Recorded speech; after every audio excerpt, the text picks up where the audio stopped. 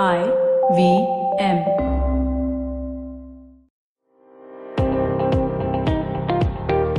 Welcome to All Things Policy, a daily podcast by the Takshashila Institution. We are a bunch of policy nerds based in Bengaluru, and we like bringing fresh perspectives to Indian affairs and Indian perspectives to global affairs. So grab a cup of coffee, sit back, and join us for today's chat. Hello and welcome to another episode of All Things Policy.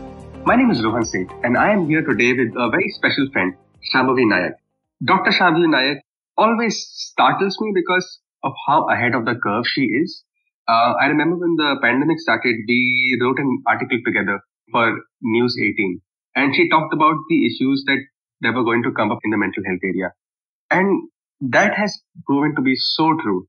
And she does that on a very regular basis. So I'm very happy to welcome her today to discuss the second order effects of this pandemic on public spaces. Thank you for that very flattering introduction, but I am going to qualify that by saying that they're all hits and misses. So I remember in January when on this same podcast, we were doing a series of Friday COVID podcast. Manoj and I were doing that, tracking how things were developing in China. And there was a particular week when I went to Manoj and I said, hey, Manoj, I think that this would probably be the last of our COVID podcasts because China seems to be getting more control over it. And I think it's going to now dwindle down. Did not go to plan. So just saying that, yeah, it's all hits and misses. Okay, Shambhavi has some misses. I'll give them that. So, yes, this brings me to this episode. It's very special because the second order effects of this pandemic have been mind-boggling, right? We've seen immediate impacts on theaters, on public spaces in general. So that means co-working spaces. That also means schools, and that's just impacted the whole country, the whole world in a way that no one would have ever imagined. So, Shambhavi, I'll start with this. What future do you think the public spaces have after this pandemic or going forward? Right. So I think there's going to be a lot of hesitancy in people in actually going to public places. People who can afford, let me put it that way, people who can afford not to go to public places will probably stay away from them. And people who need to either because of their job or have to take public transport because they don't have a car will be forced to continue using them, albeit with precautions. So in that way, I think the recreational use of public places will be reduced. This will probably impact parks and malls and other recreational places, and we will see a continued use of the necessary public spaces at least. And I hope that there is enough precautions being taken to make sure that those places are safe for use. So when you talk about the problem with recreational public spaces, is that because of a certain amount of dogma that's going to be instilled in all of us, or is that because of a reason that I completely missed? I think it's going to be a lot of fear of meeting other people. I think a lot of us want to go out and meet other people, but there is also accompanied with the fear that we don't know who's infected. We know a lot of people are asymptomatic for the disease. I think the other driving factor for this, particularly in India, is going to be the fact that many of us do not live in nuclear families, so we'll have elders in the same house. Which will also impact our thinking of looking at public spaces. It's not just I'm going to go meet out and have coffee with a friend. That will change dramatically if you have someone over the age of 65 in your house or not. Right? The way you perceive that very simple idea of meeting a friend for coffee. In that way, I think the hesitancy will be built up on what the risk of using a public space now brings to people. All right. I've been thinking actually recently that if you just look at India's demography and just how we operate, this is the worst kind of virus for us to face. And the thing you said about us not living in nuclear families, of us living in joint families, that is also a very particular threat that is probably unique to India and maybe, let's say, a few other South Asian countries. I'm not too familiar with all cultures in South Asia, but I feel like this is probably the worst kind of virus that we could have faced because it preys on old people and distance is a big issue. So how do you think this compares us to, let's say, an America? Because the problem with American public spaces is just that people refuse to wear masks. So are there differences in demographies that come into play that make it a worse sell for us, or Or how does this operate? Wow, that's a deep question, Rohan. Because look, the US obviously the demography is different, but also I think their comorbidity status is also different, and I think it reflects in the fact that their mortality rate is so high. And they have not really been able to, despite the resources at hand, they have not been able to handle the virus very well. They obviously have a lot of land. So, I mean, apart from the few major cities, I think social distancing is something that they can actually do.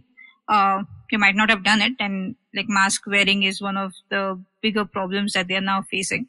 But in terms of how we could compare the US and India, it is slightly tricky because we are different at across so many levels, right? I think from an Indian perspective, we have seen lower mortality rates so far, which is a good thing. There's still a lot of science questions that we need to address on who really is dying.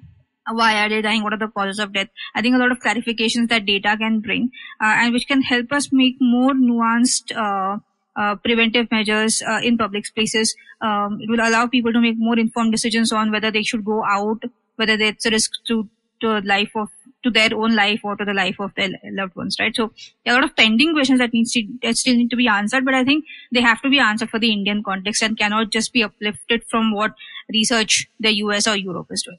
Okay, because we hear a lot of news about how things operate in the US just because of how loud the media environment is, and at least in my newsfeed, a lot of times that can overshadow the Indian perspective because and I now realize that things are just not copy pasted from other spaces because of how different variables in India can make it a lot more complicated. Yeah, and I just want to add a point there as well, that when we talk about the Indian perspective, it cannot only be about the slums. The slums is a major factor, and they have managed to, I mean, they've borne the brunt of the disease, right?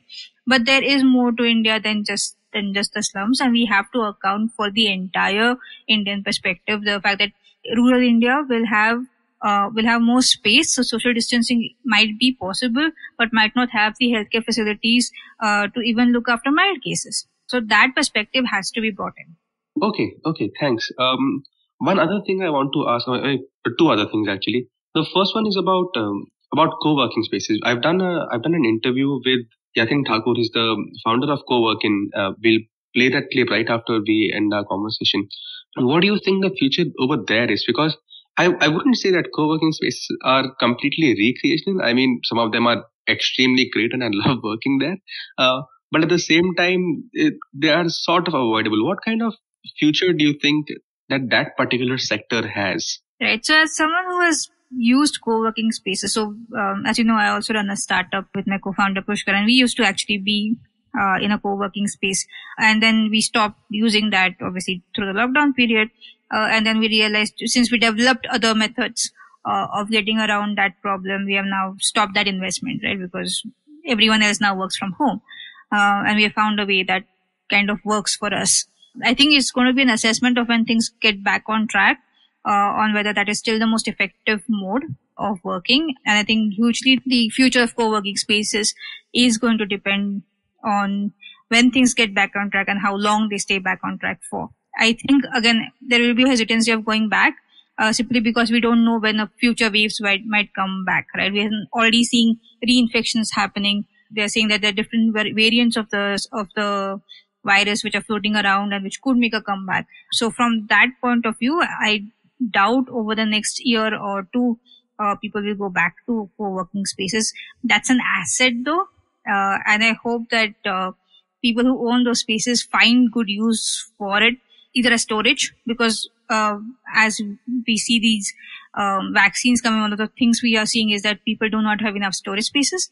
So, hey, can we actually use those as little hubs across cities to be able to cater to local supply chain problems? I don't know if it's possible, it's just a suggestion. But I really doubt over the next 1 or 2 years that people will go back to co-working spaces quickly. The other, actually, in the longer term, the other problem I see is that through the COVID-19 period, other vaccinations have dropped down, right? Which means that our population is now susceptible to a lot other diseases, which we otherwise were not. And those will manifest over the next decade. And we might see waves of those diseases coming through if we are not back on track with the vaccination drive to pre-COVID levels. And that's going to be another factor that's going to determine how close-knit a society we can build over the next decade. Oh, that is a lot to digest. I just simply did not give enough thought to the fact that other diseases might also rise up in the next 10 years. So thanks for that great but yet terrifying insight, Shamali. So, if we wear a mask, then maybe the respiratory diseases might still be under control. But we don't know. We really don't know. We are still only thinking 6 months to a year when it comes to COVID-19, with the assumption that once the vaccine comes, everything is back to normal and we all go back to as the situation was, right? But I strongly doubt that's going to happen. And only once we have the vaccine and there's some sense of normalcy that is being restored, are we going to figure out what the actual damage that this entire episode has caused us. That is extremely uplifting. I just want to also finally ask you about the vaccine itself a little bit. How effective do you think a vaccine is going to be? Can there be possible instances where a vaccine works on some people and it doesn't work on others? Can there be instances where a vaccine itself may, let's say, the virus mutates and the vaccine itself becomes useless? As you can see, my questions come across as extremely dumb because I have no expertise in this matter. But could you please shed some light on the very theory that a vaccine will basically make things go back to normal? How plausible is that? So I have told this multiple times to you, Rohan. There are no dumb questions. Oh, thank you. That first clarification. Okay. So, no, the vaccine will not work in everybody. Even the FDA's current standard for approving a vaccine is that it will work in 50% people. Okay. So 50% of the people that you give it to, it will work in. The other 50%, it will not work. And that is acceptable. Right. So that's where you begin with. And which is why it is essential that if we have a vaccine of that sort, that we vaccinate close to 80% of the population, because that means that at least 40 to 50% might actually end up with some form of immunity, right? So that's the first thing. The other about what happens if the virus mutates, it is very likely, and that's what we are now seeing with the reinfection as well. So there have been a couple of cases now where people have been infected with one strain of the virus before, developed antibodies, got better, and then a few months down the line, they have now got infected with another strain of the virus, which means that whatever antibodies were made by the first strain were either did not stay long enough or were not enough to give protection against a different strain. So if that happens, whether the vaccine that we create now will actually work 6 months down the line or not is up for grabs. We have also had, in the case of dengue, for example, the dengue vaccine in certain individuals would increase susceptibility to a graver form of dengue. So if you got the vaccine and then you actually got the virus, instead of protecting from the virus, the vaccine actually resulted in a more grave form of the disease. So that is also possible, right? And it is because of this reason that we are trying to extensively trial vaccines generally. In this case, things have expedited, and a lot is going to be determined on how we do surveillance of the vaccine after it is deployed. This is not your data surveillance or surveillance. I know that's a very, in the data community, it is a broad term, but in the science community, post-market surveillance is looking for adverse events after the vaccine is given. And obviously is crucial because if you at any point of time find something wrong, then you want to stop giving further doses immediately, right? So that is something we will have to do. Will the vaccine bring back normalcy immediately? It will probably not, because there's a lot that we don't know about the virus. There's a lot we don't know about the vaccine and how effective it will be, how long it will give us protection for. So I think a lot of, at least the self-restrictions that people are now putting on will have to stay despite getting the vaccine. It is not going to be a silver bullet. It will be some time for us to figure out how well it has worked. And even if it works as brilliantly as everybody hopes to, please remember that there are a lot of other diseases that we have completely neglected over the last 6 months. These could be non-communicable diseases, this could be communicable diseases, and they will now start showing up their ugly head again once this comes under control.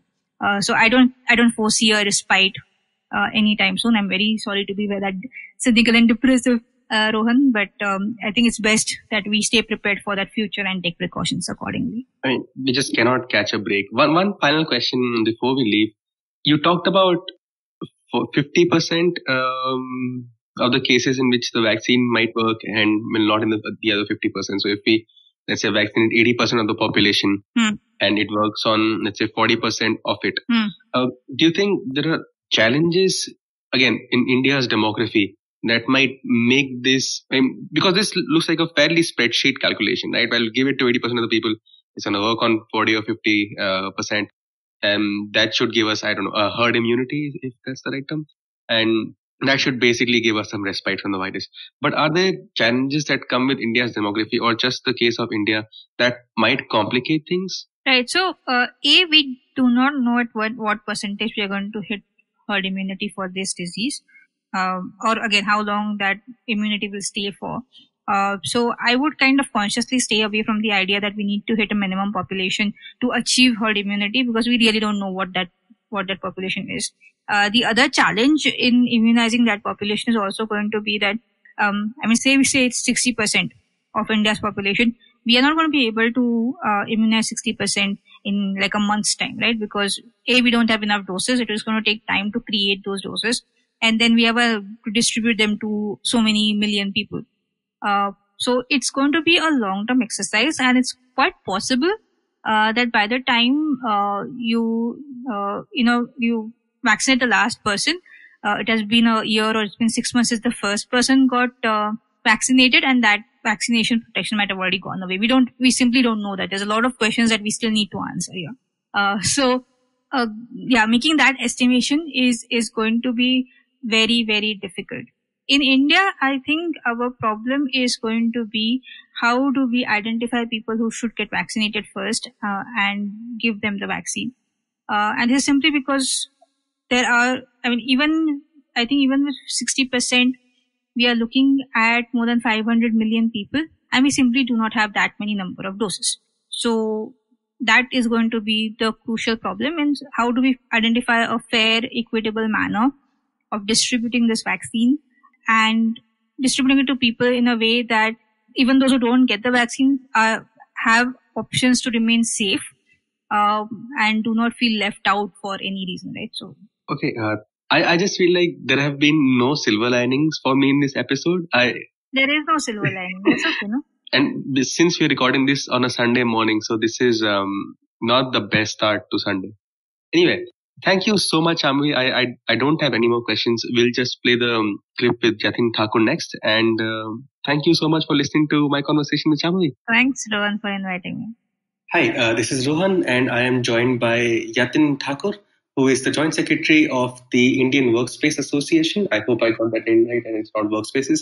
But Yatin, could you tell us a little bit about the role that the IWA is playing during the pandemic and how things are shaping? Absolutely, Rohan. Thank you so much for having us here on the show. It's been a real pleasure. As you know, we got hit by the pandemic in India in March, and that's the same time when we decided to form IWA, which is the Indian Workspace Association. Why IWA? Primarily, you would know that this whole shared workspace culture community has really grown in the last 5 to 6 years in India. We have seen the growth around the world, but primarily we are getting to see a massive boost in this sector in India. So you'll be surprised to know that as of March 2020, we got to know that there are more than 750 shared workspace operators in India all alone. These are people who have built workspaces using commercial real estate, either in form of co-working spaces, serviced offices, business centers, or any other form of furnished office space. So there's a very large segment of people who have started using these spaces. You know, the whole commercial real estate topography is changing very fast.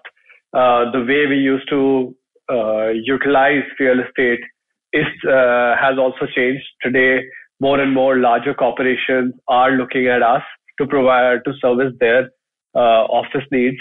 More and more smaller companies, young startups, even working professionals are looking at a setup like ours because they find it to be more flexible, more easy to scale or descale their businesses.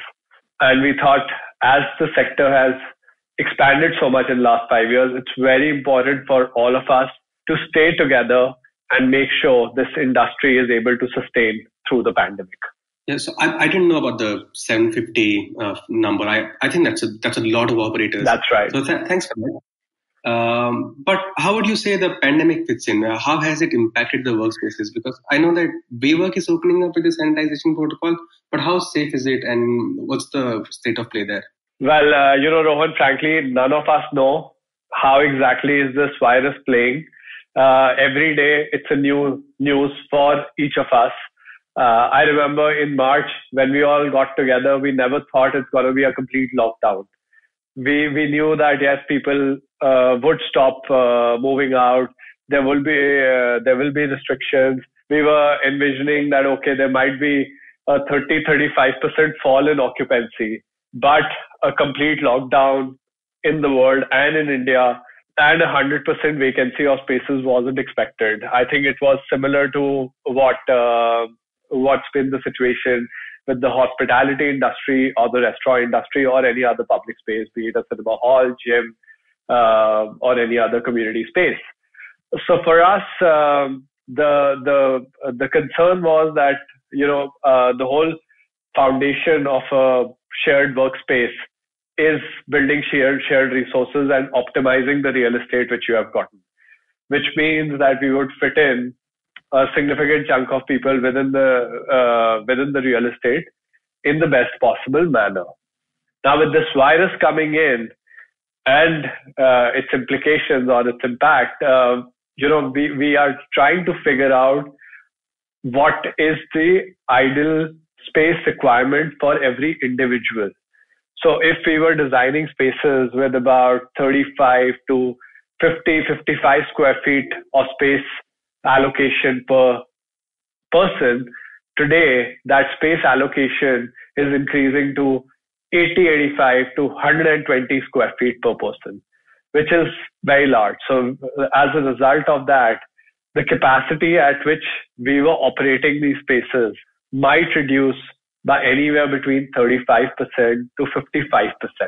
And with that reduction, it would have an impact on the pricing of these spaces because the cost of real estate and the cost of services have increased, but the average cost per person has also increased because we are reducing the number of people who can work out of every facility. However, given the nature of this business, it allows us to be as flexible as possible. So whatever reduction or expansion which needs to be done can be done easily by us as operators. However, there would be many changes. Yeah, I mean, it just, to me, it sounds like a huge reduction. I don't know if this is a metric that you guys use, revenue per square foot. To me, it sounds like that's drastically fallen because of how public spaces have been impacted. And when you look at it as let's say the joint secretary of the IWA, what timeline are you looking at when it comes to, let's say, opening in the near future? Also, at the same time, what considerations do you have when you sort of come up with this timeline? What are the major challenges that you face? See, so the positive side is that the economy has started opening. People have started moving around and people are coming back to offices. So that's the upside which we are getting to see. However, there's a 5-month loss which has already happened. Pretty much the spaces were running on low capacity from mid of March, and we don't see anything normalizing at least for another month. However, August has been better than many other months. Last few months were really tough for us. And as our clients are now calling up and checking in and are coming up with their queries, it looks like from mid-September onwards, things should start moving towards a normalization stage, considering that the virus doesn't act up again and everything is kept in control.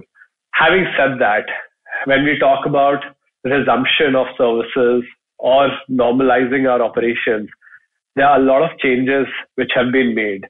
IWA was on the forefront to design the new standard protocols for working, which meant how much of distance should we be keeping between the desks?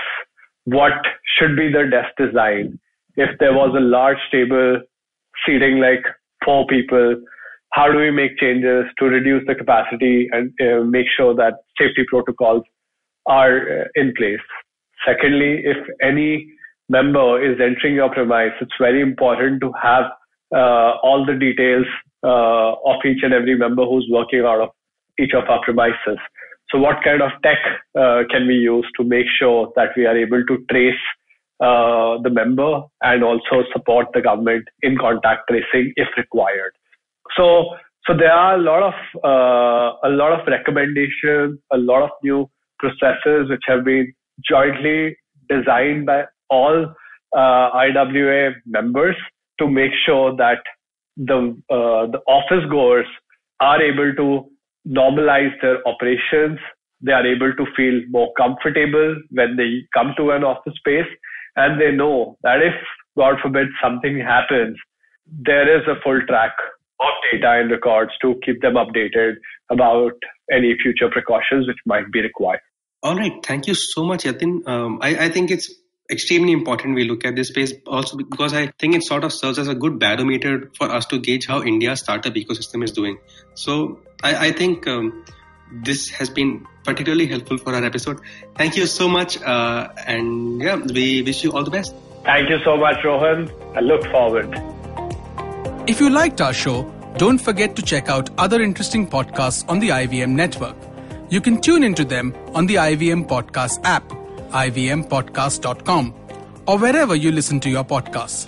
You can also follow IVM on social media. The handle is @IVM Podcasts on Twitter, Facebook, and Instagram. And hey, if you'd like to dive into Takshashila's research on technology, strategy, and economic affairs, check us out at our Twitter handle @TakshashilaINST or our website takshashila.org.in. I hope you enjoyed that show. It's been a really fun week this week, as it is almost every week, but this week was particularly fun. Parmesh Shahani was on Cyrus Says, great conversation over there. We had a crossover event. Vineet Kanabar, host of the Storytellers and Storytellers podcast, came on Uncle Please Sit. Really interesting conversation about the future of digital content. Besides that, it was the 50th episode this week of Agla Station Adulthood. Congratulations to Ritasha and Ayushi. But yeah, they're 50 episodes down. They had Rekha Jha as the guest on that show.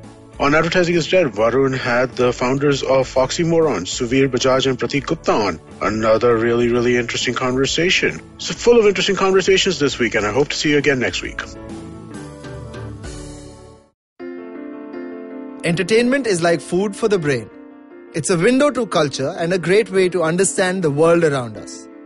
The internet has changed what it means to be an entertainer, creating new storytellers with millions of fans. It has spawned a new breed, the story sellers, those behind the scenes creating the business for this ecosystem. They work with brands, platforms and channels who are keen to capitalize on an audience hungrier than ever for more stories. I'm Vineet Kanabar, and I have a ringside view to how stories are told and sold. On my show, I bring you creators, artists, executives, and marketers for a freewheeling conversation around the business of entertainment. Tune in to Storytellers and Story Sellers for personal stories, analysis, and criticism every Thursdays as I talk to the brightest minds telling or selling great stories today.